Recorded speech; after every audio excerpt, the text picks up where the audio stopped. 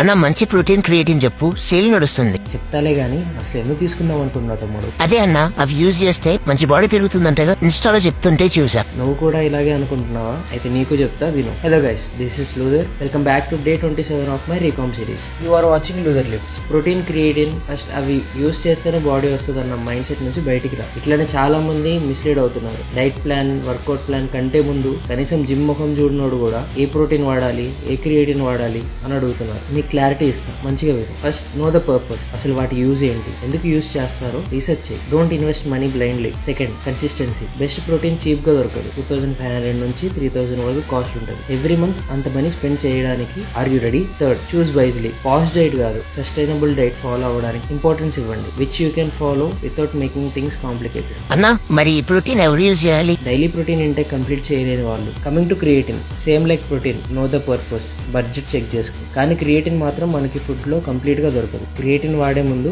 Do research before consuming them. That's day 27. See in the next video.